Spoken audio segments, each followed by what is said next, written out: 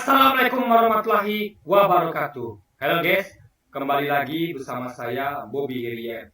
Kali ini saya ingin mengomentari pakar hukum ahli pidana yaitu Asep Iwan Iriawan.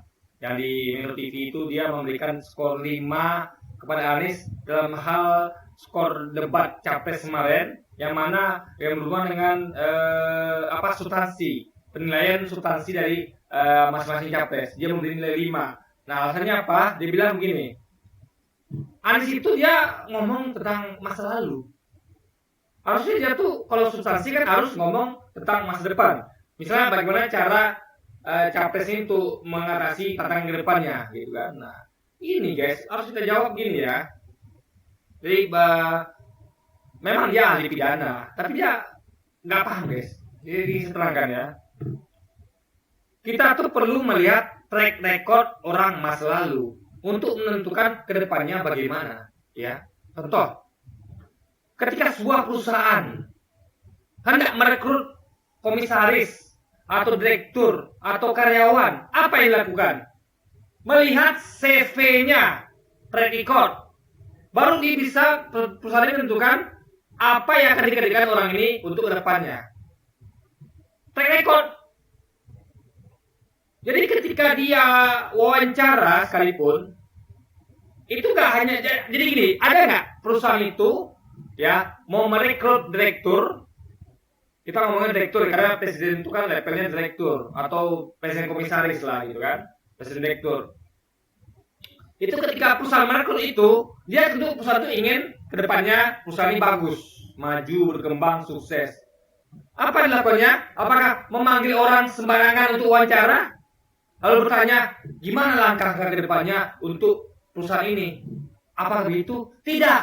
Yang pertama, mereka harus meminta CV-nya, track record-nya, prestasi di masa sebelumnya. Baru menanyakan langkah ke depannya, apa yang Anda rencanakan untuk perusahaan ini. Nah, lalu itu wawancara tadi disinkronkan dengan track record-nya. Ini orang ngomongnya sesuai nggak dengan track record-nya? Kalau tidak sesuai, berarti ini orang omong doang, kemungkinan omong doang. Paham ya guys? Ya. Jadi track record itu penting sekali. Jadi ketika Pak Anies menanyakan tentang track record-nya Prabowo, bahkan mengulik isi hati Prabowo, ya, mental akhlak Prabowo, itu adalah sama kayak perusahaan menilai etika, moral, akhlak orang itu. Bagaimana dia memimpin perusahaan ini ke depannya? Kalau orang ini tidak bermoral, tidak beretika, tidak berakhlak, dan bahkan tidak punya teori yang bagus, maka kemungkinan perusahaan ini akan gagal ke depannya. Perusahaan akan cari yang lain. Jadi paham ya, track record itu penting. Di mana-mana track record itu penting. Makanya kadang ditanya kan, ribut tuh masalah ijazah. Itu track record, apakah Anda benar-benar belajar apa tidak gitu. Bukan hanya ijazah, tapi ijazah itu apa, asli apa palsu? Apakah Anda betul-betul dapatkan ijazah dengan murni, dengan usaha, atau mungkin lewat dari belakang? Itu penting track record itu guys. Gak mungkin perusahaan saja, itu gak mungkin ngambil sembarang orang. Panggil orang wawancara, siapa yang wawancara hasilnya bagus, dia jadi pemimpin perusahaan. Enggak begitu. Yang pertama kali dilakukan perusahaan adalah meminta masa lalu orang ini, track record-nya, CV-nya. Di situ bisa nilai bagaimana kemampuan intelektual, kemampuan memimpin, akhlak, etika, moral, di situ diketahui. Nah, wawancara itu tentang apa langkahnya di perusahaan itu, visi-misinya itu hanya untuk mensinkronkan, hanya untuk menjustifikasi, hanya untuk melengkapi dari berkas CV yang sudah disampaikan. Itu ya, jadi kita jangan tertipu terkecoh dengan titel pakar ahli pidana, tapi kemampuan untuk berpikirnya kurang guys. Menyepelekan track record ya, itu sama saja dengan Anda itu membeli kucing dalam karung ya. Orang ya guys ya, orang itu bisa ngomong apa saja, tapi track recordnya membuktikan apa tidak? Karena yang sudah terbukti itu adalah track record. Omongan itu belum terbukti. Anies ketika ngomong misalnya program makan siang gratis, DP rumah 0%, pemerataan keadilan. Lihat track recordnya sesuai.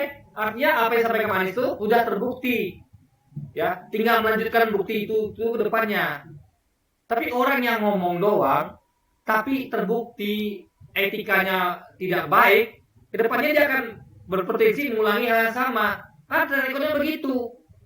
Kita melihat masa depan dari masa ini dan masa yang lalu, gitu. Ya. Jadi orang yang tidak membeli kuda dalam karung itu melihat track recordnya dan melihat visi misinya. Track recordnya bagus, visi misinya bagus, ini orang tepat. Tapi kalau track recordnya jelek, visi misi bagus, kita ragu. Ini orang di masa lalu tidak terbukti. Lalu dia ngomong seperti itu, berarti ini omong doang, gitu kan? Itu Pak Asep ya. Anda itu pakar ahli hukum pidana, tapi hal yang seperti aja Anda tidak mengerti. Masalah track record Anda tidak mengerti betapa pentingnya track record di atas visi misi seorang calon. Ya. Kita lihat bahwa begitu hebat gagasan. Kemampuan untuk melaksanakan gagasan itu dilihat dari track record. Orang bisa ngomong apa saja, ngomong saya bangun istana, bangun ini itu. Di masa lalu dia melakukan itu tidak? Itu masalahnya, guys. Ya. Kita akan tegakkan hukum, kita akan tuntaskan kasus orang hilang. Masa lalu dia melakukan itu tidak? Kalau tidak, berarti omong doang. Potensi omongannya itu hanya ngecap, guys. Makanya dilihat bukti di masa lalu. Bukti di masa lalu menjadikan kita untuk evidence di masa depan.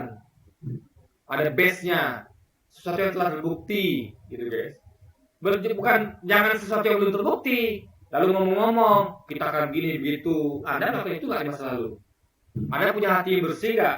Punya etika yang bagus nggak? Punya akhlak yang bagus nggak? Kalau tidak, jangan omong doang. Omongan Anda tuh hanya seperti ya tidak sesuai dengan ucapan dan tindakan Anda. Dan masa depan tidak bisa diprediksi. Tidak bisa, bukan terprediksi yang kita pastikan, tidak bisa. Kita hanya bisa prediksi berdasarkan apa yang dilakukan orang itu di masa lalu. Oke, jadi mungkin sekian dulu aja video kita kali ini guys. Dan sampai jumpa lagi di video-video selanjutnya. Dan wassalamualaikum warahmatullahi wabarakatuh guys.